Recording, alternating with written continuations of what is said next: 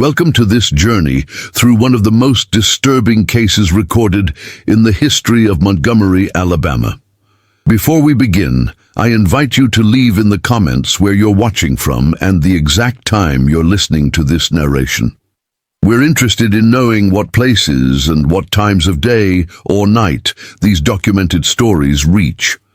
The year was 1852 when the name Thaddeus Pike first appeared in the Montgomery County records. A new arrival to the prosperous cotton trading city, Pike presented himself as a gentleman of means from Virginia, purchasing the old Whitfield estate on the eastern edge of town. The property had stood vacant for nearly 7 years following the unexplained departure of its previous owners. Pike was described in the county clerk's notes as a man of 43 years, unmarried, of stern countenance and particular habits. What drew attention was not his purchase of the estate, but rather the unusual conditions he had written into the deed, namely that the small cabin at the edge of the property was to remain undisturbed and uninhabited for the duration of his ownership. Within 2 months of his arrival, Pike had established himself among Montgomery's elite, hosting elaborate dinners where the city's most influential families would gather. Yet those who attended noted a peculiar tension in their host. James Holloway, whose family owned the largest textile mill in the county, wrote in his personal journal, dated April 18, 1852, "Mr. Pike conducts himself with the appropriate manners of a gentleman, yet there remains something in his gaze that suggests a man perpetually waiting for news he does not wish to receive." It was at one such gathering in May that Thaddeus Pike first introduced Miss Magnolia Claret. According to multiple accounts recorded in letters and diary entries from that evening, Miss Claret appeared suddenly beside Pike during dinner, though no one recalled seeing her arrive. Described as a woman of unusual beauty, with complexion suggesting mixed ancestry, though none dared remark upon it openly, Magnolia Claret was presented as Pike's ward, the daughter of a deceased business associate from New Orleans, whom he had taken under his protection. This arrangement raised eyebrows throughout Montgomery society, but given Pike's wealth and growing influence, few questions were asked aloud. The Montgomery Daily Advertiser from May 28, 1852, mentioned the pair briefly. Mr. Pike and his ward, Miss Claret, were in attendance at the governor's ball, the lady's exotic appearance drawing considerable attention. What followed over the next 11 months was, by all documented accounts, a period of apparent normalcy.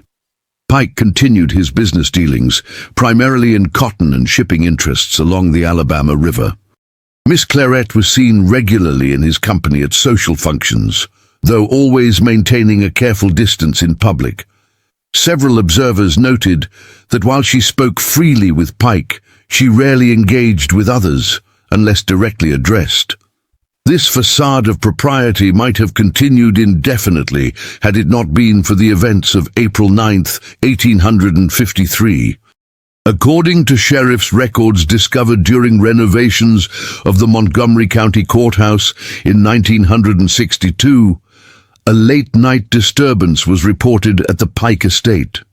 The report, written in the shaky hand of Deputy William Garner, states, "Summoned to the Pike residence at approximately 11 in the evening. Upon arrival, found the house in darkness.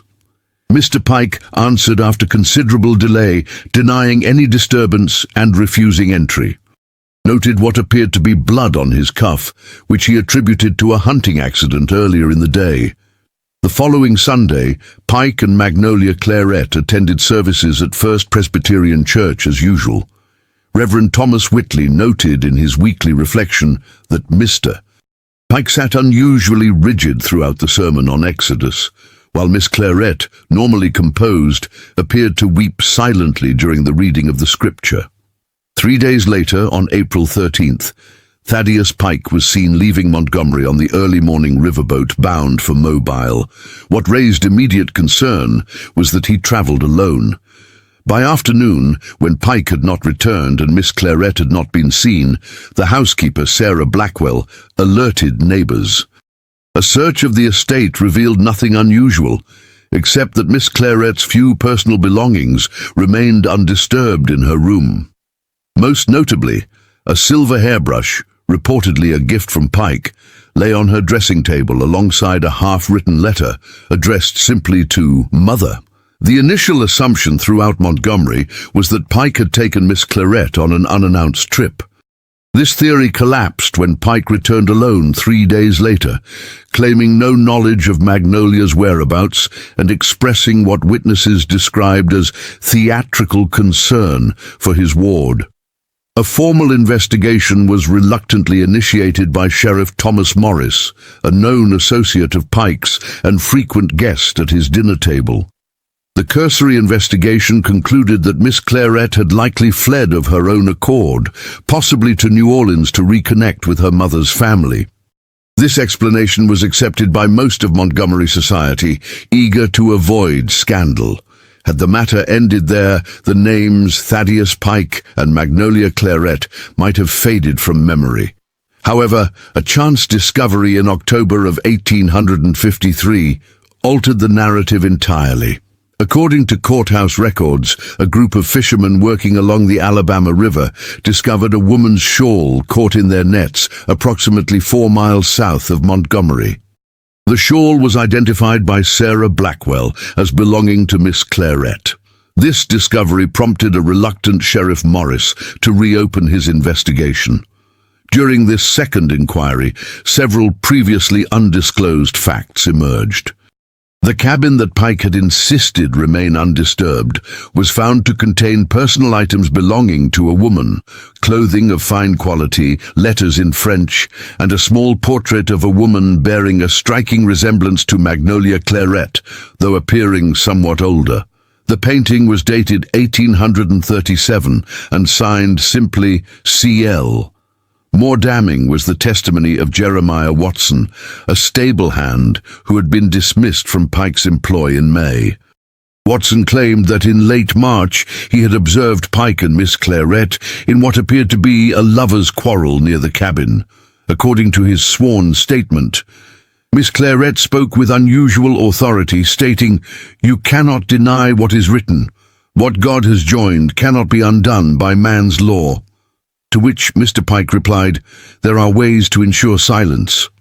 Despite these revelations, the investigation stalled once again. Sheriff Morris concluded that insufficient evidence existed to implicate Pike in any wrongdoing. The matter might have rested there permanently had it not been for the arrival of Jean-Baptiste Claret in Montgomery in December of 1853. Identifying himself as Magnolia's uncle from New Orleans, Claret presented documentation suggesting that Magnolia had never been Pike's ward at all, but rather his legal wife. According to marriage records from St. Louis Cathedral in New Orleans, dated 1847, Thaddeus Pike had married Magnolia Devereux, her birth name, 5 years before their appearance in Montgomery. Jean-Baptiste Claret further alleged that his niece had written to him expressing fear for her safety after discovering Pike's involvement in illegal activities. The nature of these activities was never clearly established, though Claret intimated they involved the forging of documents related to property ownership. Pike vehemently denied these allegations, producing papers showing that the real Magnolia Devereux had died of fever in 1848. He claimed that the woman known in Montgomery as Magnolia Claret was an impostor attempting to claim connection to a prominent New Orleans family. The confusion might have continued indefinitely had Sheriff Morris not finally agreed to have the cabin on Pike's property thoroughly searched. According to the official report filed on December 23, 1853, what they discovered beneath the floorboards was not Magnolia's body as many had begun to suspect, but rather a collection of documents. These papers included multiple identity records for Thaddeus Pike himself, suggesting he had operated under at least 3 different names across Virginia, Louisiana, and Mississippi over the preceding 15 years. Most disturbing was a journal, apparently belonging to the real Thaddeus Pike, with entries ending abruptly in 1851. The final entry read, "Suspect D knows more than he reveals about the discrepancies in the shipping manifests. Must confront him before departing for Montgomery." As news of these discoveries spread through Montgomery, Thaddeus Pike, or whoever he truly was, disappeared in the night, leaving behind the Whitfield estate and all its contents. A warrant was issued for his arrest, but no trace of him was ever officially recorded.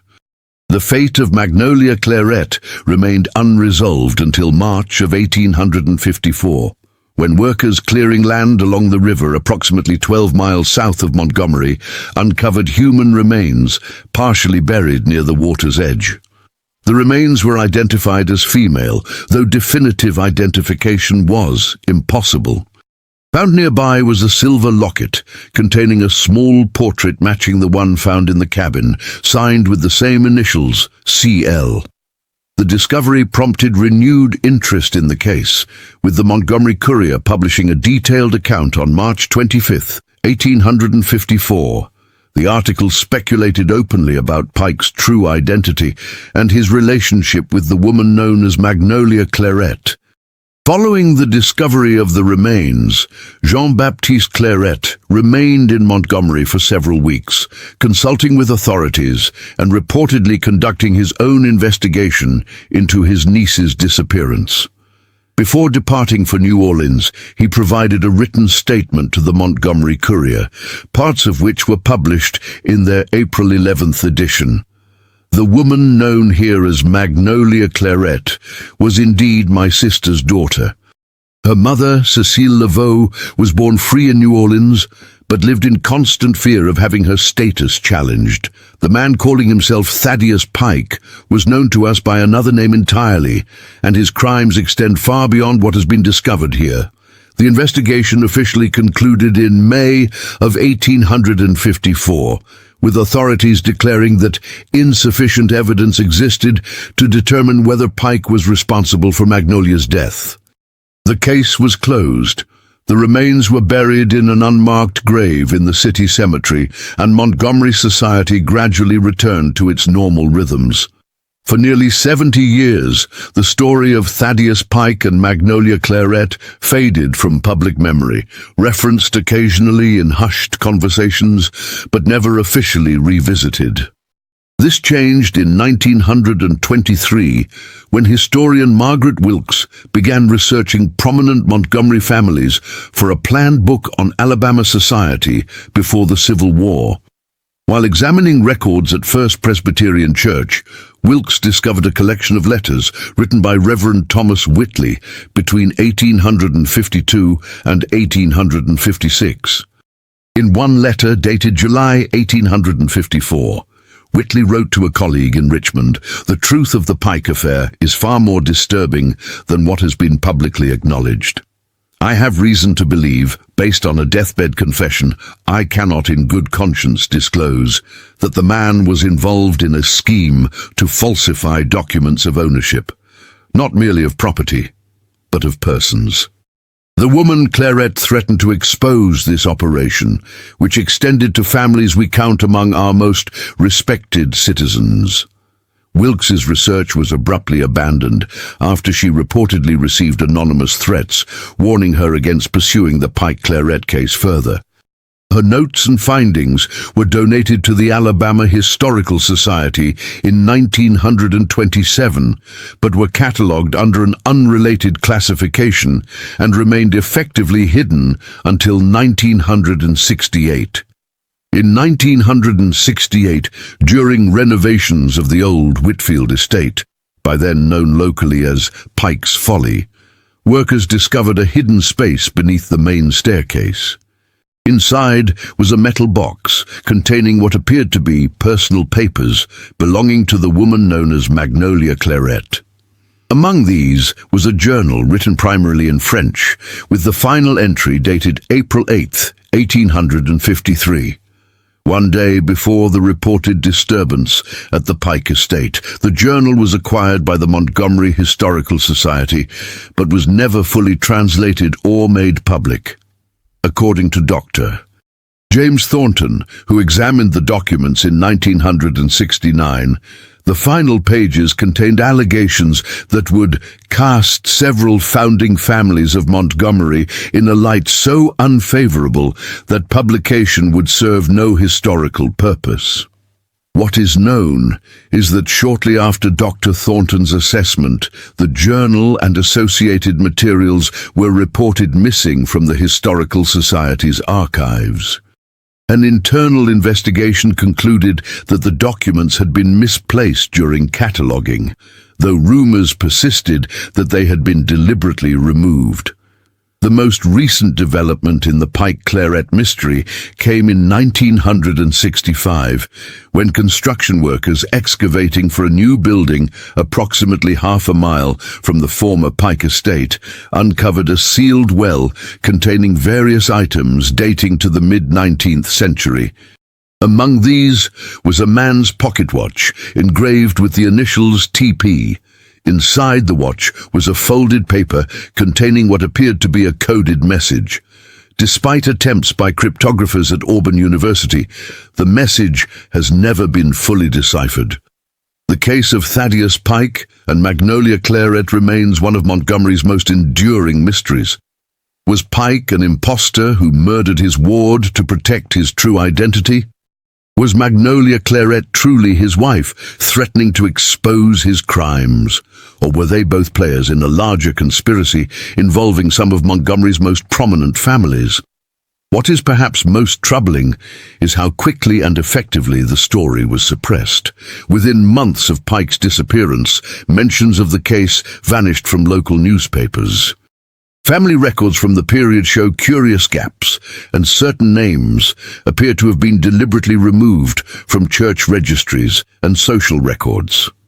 Today, the land where the Whitfield estate once stood remains undeveloped, despite its prime location. Local residents report an unusual reluctance among developers to purchase the property, though official explanations cite drainage issues and soil instability. Perhaps the final word on the Pike Claret mystery comes from a letter discovered in 1962 among the personal effects of Judge William Holloway, grandson of James Holloway, who had known Pike personally. The letter, apparently written but never sent, was addressed to the Montgomery Historical Society and dated 1924, shortly after Margaret Wilkes began her ill-fated research. It reads, in part, "I feel compelled by conscience to reveal what my grandfather confided to my father and he to me regarding the truth of the Pike affair. There are names involved whose descendants continue to wield influence in our state. The woman was indeed Magnolia Claret Devereux, legally wedded to the man we knew as Pike, though that was not his true name. Their presence in Montgomery was no accident, but part of an organized effort to locate and recover certain documents that threatened to expose the illegitimate acquisition of both property and persons by several prominent families. When she threatened to expose not just Pike but the entire operation, her fate was decided not by one man, but by a consortium of Montgomery's elite. The remains found by the river were indeed hers, but the circumstances of her death involve more hands than history has recorded. The letter was never delivered. Judge Holloway died 3 days after writing it, reportedly of natural causes. The letter remained sealed among his personal papers for nearly 40 years. Those who visit Montgomery's old city cemetery sometimes report seeing fresh flowers placed on the unmarked grave, believed to contain Magnolia's remains. Cemetery records show no living descendants or known relatives, and the identity of the visitor remains unknown. The shadows cast by the Pike Claret affair continue to stretch across Montgomery's history, a reminder that beneath the veneer of Southern gentility and historical romance often lie darker truths, truths that powerful interests have repeatedly sought to keep buried. Like the coded message in Pike's pocket watch, some secrets remain deliberately indecipherable, protected by time and the collective will to forget. Perhaps that is why, to this day, the area where the cabin once stood remains conspicuously empty. A grassy depression in the landscape that local children instinctively avoid. Some stories, it seems, refuse to remain completely buried, no matter how carefully they are hidden away. As for the ultimate fate of the man calling himself Thaddeus Pike, no definitive record exists. A passenger manifest from a ship departing Mobile for Havana in January 1854 lists a T. Pickering, whose physical description matches Pike's. Whether he escaped justice entirely or met his own end in some foreign land remains unknown. The truth of what happened between Thaddeus Pike and Magnolia Claret on the night of April 9th, 1853, died with them. What survives is not justice or resolution, but rather the whispered echoes of a story Montgomery has never fully confronted, a story about identity, deception, and the terrible price of silence. In 1959, during a severe drought, the Alabama River receded to historically low levels, revealing portions of the riverbed not seen in living memory. Among the debris exposed was a small silver key, later determined to date from the mid-19th century. Engraved on the key's head was a single word, veritas, Latin for truth. Whether this artifact had any connection to the Pike Claret case cannot be determined, but it was found less than a quarter mile from where Magnolia's remains were discovered over a century earlier. The key was donated to the Montgomery Historical Society, where it remained on display until 1962, when it disappeared during a renovation of the Society's building. Like so many pieces of this puzzle, it vanished without explanation, leaving behind only questions that may never be answered. Today, the story of Thaddeus Pike and Magnolia Claret is rarely mentioned in official histories of Montgomery. No historical markers commemorate the events that unfolded at the Whitfield estate. No official tour guides direct visitors to the site where the cabin once stood. It is as if the city itself has collectively decided that some stories are better left untold. Yet for those who know where to look, in the gaps between official records, in the strange silences that punctuate family histories, in the peculiar reluctance to develop certain parcels of land, the outlines of the truth remain visible. Like the hidden compartment beneath the staircase where Magnolia's journal was found, Montgomery's history contains secret spaces where uncomfortable truths lie concealed, waiting for someone with the courage to bring them into the light. Whether that day will ever come remains to be seen. Until then, the mystery of Thaddeus Pike and Magnolia Claret continues to echo across time, a distant reminder that history is written not only by what is recorded, but also by what is deliberately omitted. In the words of Judge Holloway's undelivered letter, some silences speak louder than any confession. Montgomery's most guarded secret is not what happened to one woman on one night in 1853, but rather what her story reveals about the foundations upon which our society was built. Perhaps that is why the story persists, despite repeated efforts to suppress it. Some truths refuse to remain buried, no matter how deep the grave. In the summer of 1961, an elderly woman named Eleanor Jenkins contacted the Montgomery Historical Society, claiming to be a descendant of Jean-Baptiste Claret. According to society records, Jenkins presented a collection of family letters suggesting that Magnolia Claret had indeed been married to Thaddeus Pike in New Orleans, but that their union had been deliberately concealed due to the complexities of her heritage and legal status. The most compelling document in Jenkins' collection was a letter reportedly written by Jean-Baptiste Claret to his sister in France, dated February 1854. In it, he described his investigation in Montgomery following Magnolia's disappearance. "I have spoken with those who served in the Pike household, and their accounts differ dramatically from the official narrative. The housekeeper, Sarah Blackwell, confided to me that on the morning of April 9th, she observed Mr. Pike and Magnolia in heated conversation near the main staircase. Magnolia was seen holding documents which she claimed would restore what had been wrongfully taken.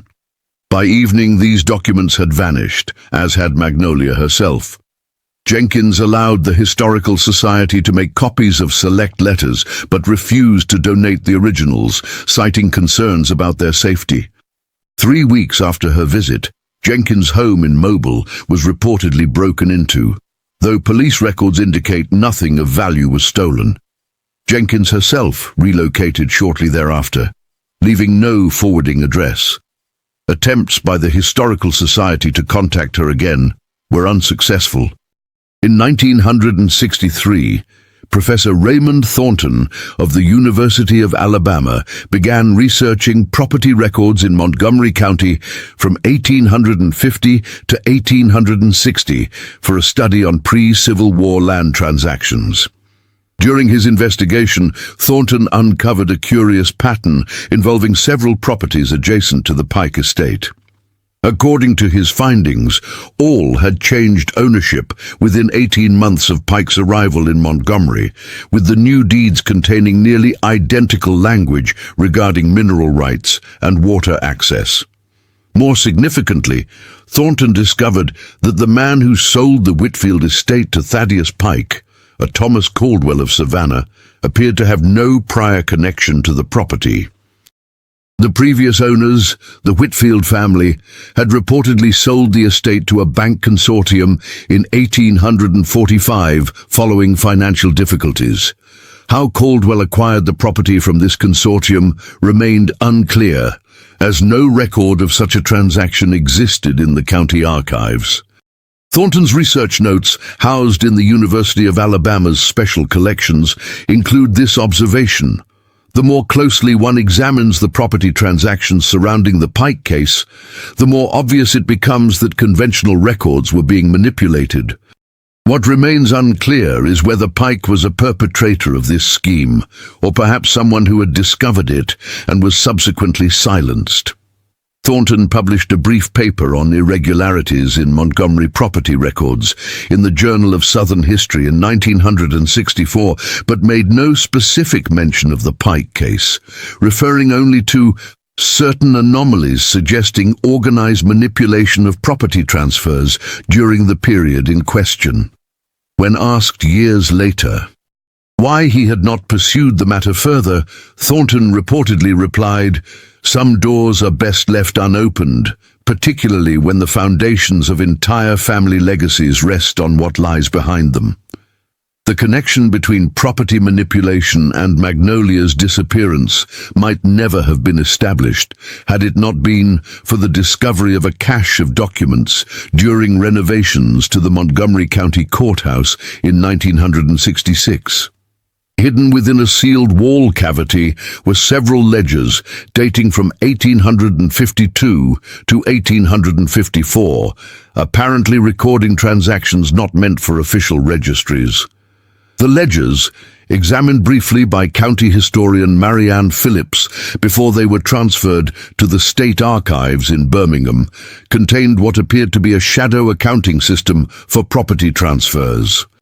According to Phillips' notes, several entries referenced the Whitfield situation and a Claret problem requiring permanent resolution. Most tellingly, an entry dated April 10th, 1853, the day after the reported disturbance at the Pike estate, referenced a payment of $500 to a Deputy G for discretion regarding Riverside matters.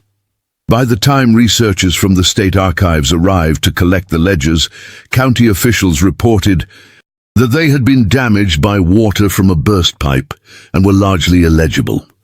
The few pages that survived were heavily redacted before being made available to the public, with officials citing privacy concerns related to living descendants. In 1967, construction began on a new county administration building on land adjacent to where the Pike estate had stood. During excavation, workers uncovered what appeared to be the foundation of a small structure approximately 50 yards from where the cabin had been located. Among the debris was a metal box containing a woman's glove, a lock of dark hair tied with blue ribbon, and a folded document bearing a notary's seal from New Orleans. The document, dated 1847, was a bill of sale for a woman identified only as M to one Thaddeus Pike. What made this discovery particularly disturbing was that the document appeared to have been altered, with the words "bill of sale" written over what forensic analysis later suggested had been manumission papers, documents granting freedom to an enslaved person. This discovery lent credence to a theory that had begun to circulate among historians, that Magnolia Claret may have been a free woman of color from New Orleans, whose status Pike had attempted to reverse through document falsification, perhaps as part of a larger scheme involving several Montgomery families. The document was sent to the Alabama Department of Archives and History for preservation, but was reported lost in transit. In 1968, an article appeared in the small scholarly journal Historical Reconsiderations titled "Document Falsification and Identity Manipulation in the Antebellum South." The author, identified only as a Montgomery observer, presented evidence suggesting that several prominent Montgomery families had participated in a systematic effort to falsify property and personal records during the 1850s, with a particular focus on obscuring the free status of certain individuals of mixed heritage. No investigation into its disappearance was ever conducted. The article specifically referenced the Pike Claret case, suggesting that the woman known as Magnolia Claret may have possessed documentation proving not only her own free status, but that of several other individuals claimed as property by certain Montgomery families.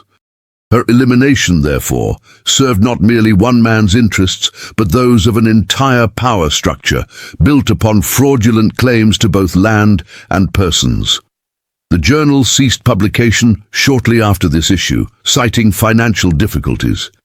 Attempts to contact the anonymous author through the editorial board proved unsuccessful. Throughout the 1970s, the Pike Claret case remained largely forgotten, mentioned occasionally in scholarly works on document falsification or property fraud in the pre-Civil War South, but never subjected to comprehensive investigation.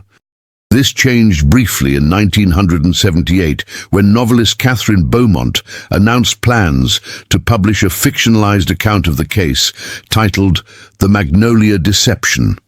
According to interviews Beaumont gave to several literary magazines, her research had uncovered evidence suggesting that Thaddeus Pike had been an agent working for a network of wealthy Southern families engaged in systematically claiming free people of color as enslaved property through document falsification.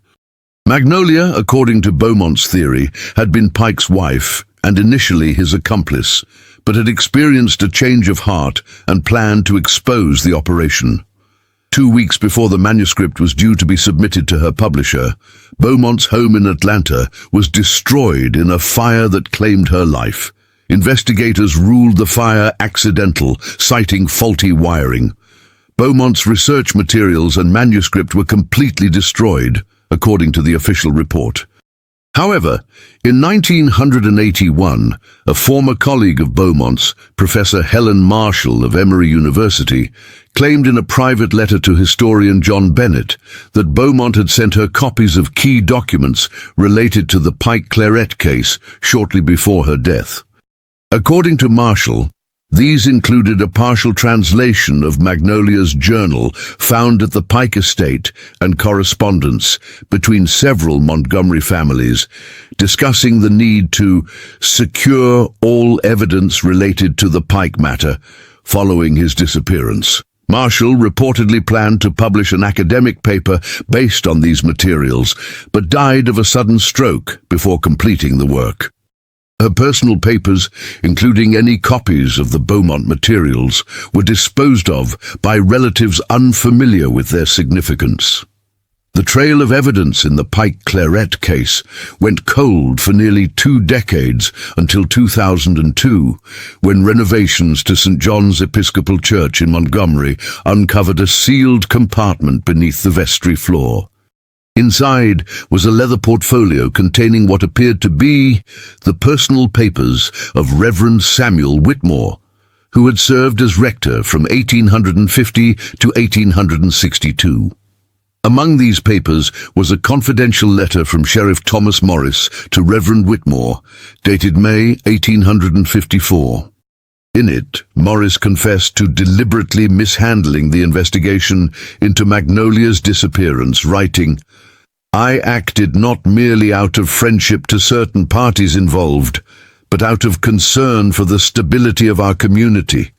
The documentation the woman possessed would have cast doubt upon the ownership of nearly 1/3 of the productive land in this county, and the status of numerous persons currently held as property.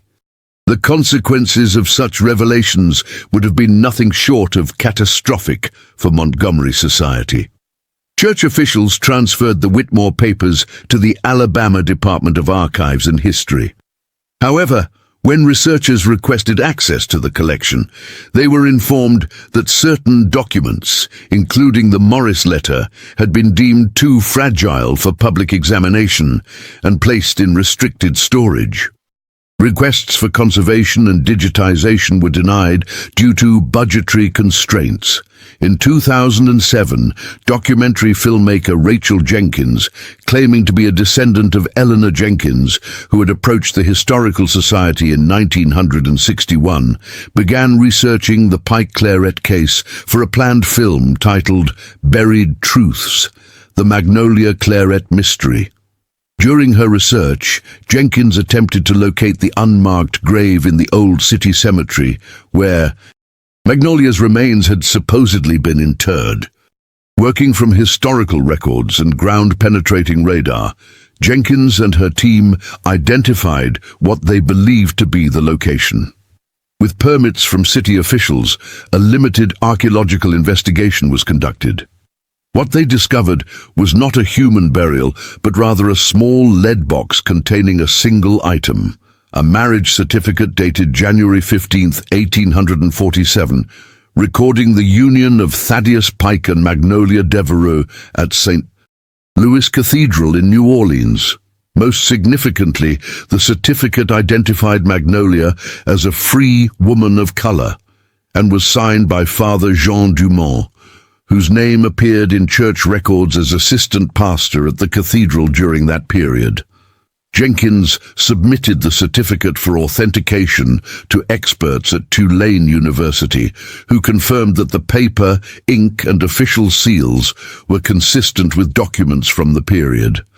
However, before Jenkins could incorporate this finding into her documentary, she reported receiving anonymous threats warning her to abandon the project. When these threats escalated to include her family members, Jenkins reluctantly shelved the film indefinitely.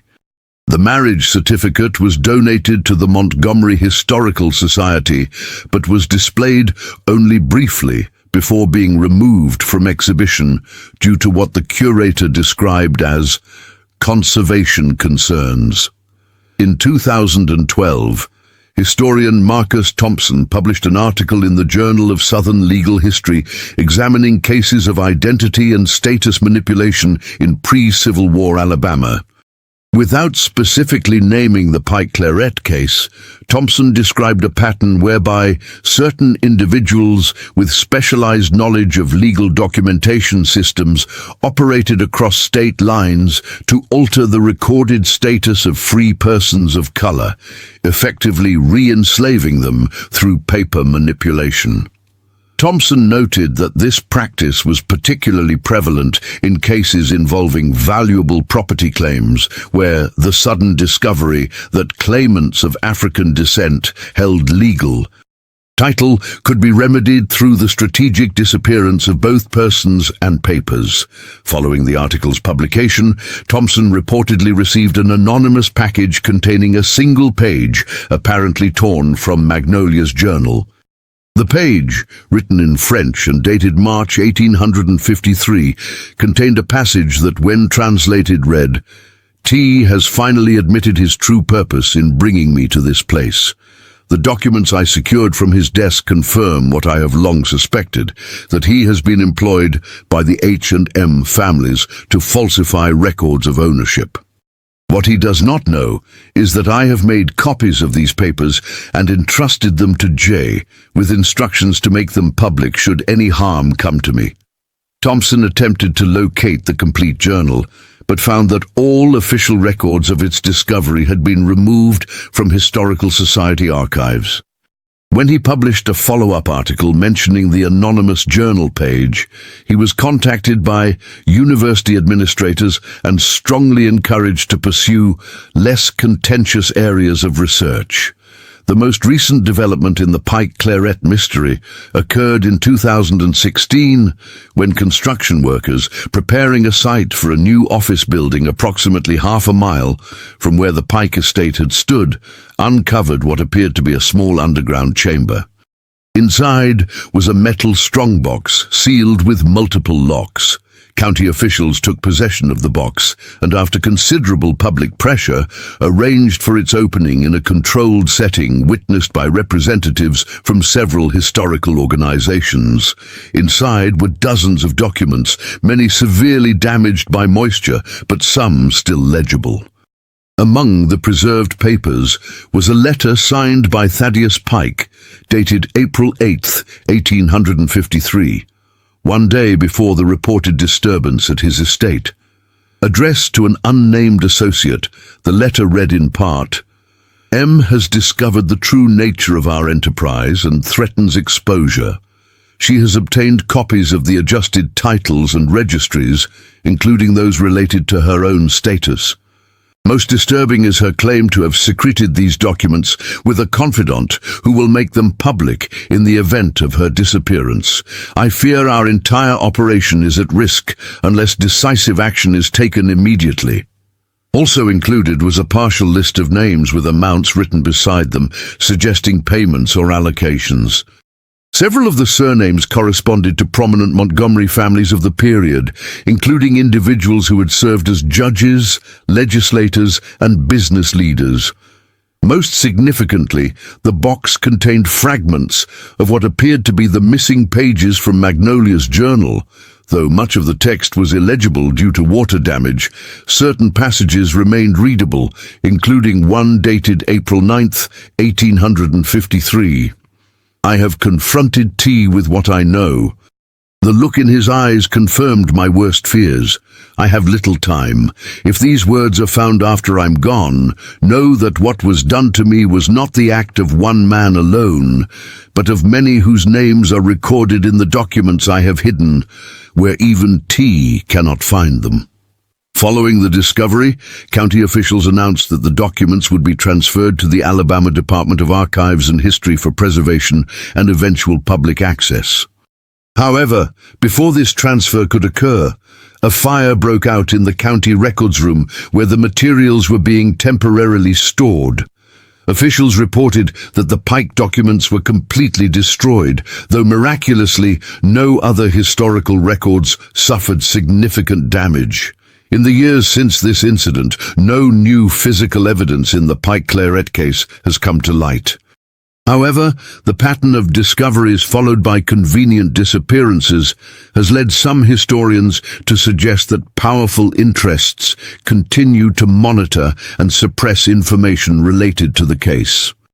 As historian Rebecca Johnson noted in her 2018 book, Silenced Histories, Suppressed Narratives of the American South, the Pike-Claret case represents not merely an unsolved historical mystery, but a window into the active and ongoing process by which certain narratives are systematically excluded from our historical consciousness. The repeated pattern of evidence emerging only to vanish again suggests not random loss, but deliberate suppression. Today, the land where the Whitfield estate once stood remains largely undeveloped, a rare empty space in Montgomery's otherwise densely built landscape.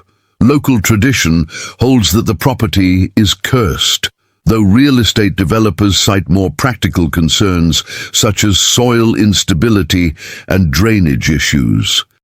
Visitors to Montgomery rarely hear the names Thaddeus Pike or Magnolia Claret mentioned on historical tours. No plaques commemorate their story. No exhibits in local museums explore the evidence that has accumulated over nearly 170 years. Yet in certain academic circles, the case continues to represent one of the most compelling examples of historical suppression. A story deliberately erased because its implications threaten to undermine accepted narratives about property, power, and race in the antebellum South. Perhaps most telling is that even now, attempts to conduct comprehensive research on the Pike-Claret case frequently encounter unexpected obstacles: missing archival materials, restricted access to relevant collections, and in some cases, pressure from unnamed sources to abandon such research altogether. As one Montgomery archivist reportedly told a researcher in 2019, "Some stories in this town come with warnings. The Pike-Claret matter tops that list. I've worked here 30 years and watched at least a dozen serious researchers walk away from that case, not because they lost interest, but because they lost their nerve." The ultimate fate of Thaddeus Pike remains unknown. No definitive record of his death exists in any state or federal archive. Similarly, while physical evidence strongly suggests that Magnolia Claret met a violent end, the circumstances of her death and the identities of those responsible have never been conclusively established. What remains instead is a ghostly outline of a story with profound implications. A story about the manipulation of identity, the falsification of documents, and a conspiracy that may have involved some of Montgomery's most respected families in a scheme to claim both land and people through fraudulent means. Perhaps that is why the story continues to resist being fully uncovered. Too many powerful narratives about family legacies, about wealth legitimately acquired, about the very foundations of Southern society, depend upon keeping certain truths permanently buried. And so the mystery of Thaddeus Pike and Magnolia Claret persists, not as a fully formed narrative with beginning, middle, and end, but as a series of fragments, glimpses, and whispers. Like the coded message in Pike's pocket watch or the water-damaged pages of Magnolia's journal, the truth remains tantalizingly present but deliberately obscured. For those who continue to investigate despite the obstacles, the central questions remain. Who was Thaddeus Pike really? What documents did Magnolia possess that made her so dangerous? And perhaps most importantly, who benefits from ensuring this story remains untold? As Jean-Baptiste Claret wrote in his final letter before returning to New Orleans in 1854, "I leave Montgomery having found not my niece, but rather a conspiracy of silence so complete that it can only have been orchestrated by those with everything to lose should the truth emerge. I carry with me the conviction that Magnolia's voice will someday be heard, though perhaps not in my lifetime." Some truths cannot be permanently silenced, no matter how many powerful men wish them so. 171 years later, that silence largely remains unbroken. The Whitfield estate is gone, its foundations buried beneath years of accumulated soil and vegetation.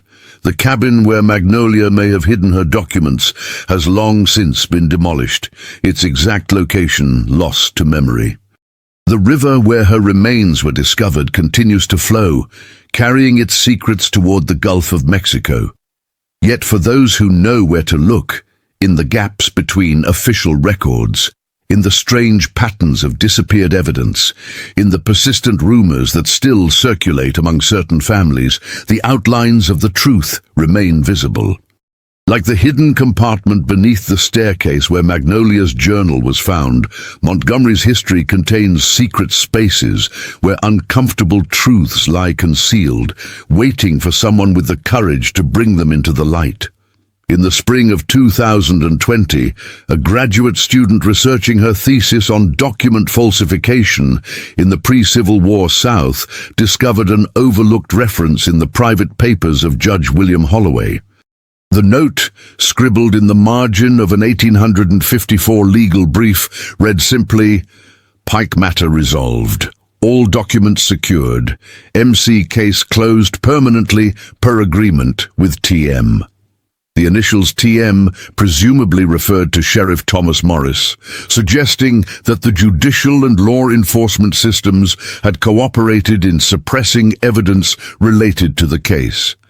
More disturbing was the implication that some form of agreement had been reached, that the truth had been deliberately buried as part of a negotiated arrangement among Montgomery's power structure. The student attempted to include this finding in her thesis, but was advised by her academic supervisor to focus on less speculative aspects of her research. The reference was ultimately omitted from her published work. And so the pattern continues, fragments of truth emerging briefly before being submerged once again beneath the weight of tradition, reputation, and power.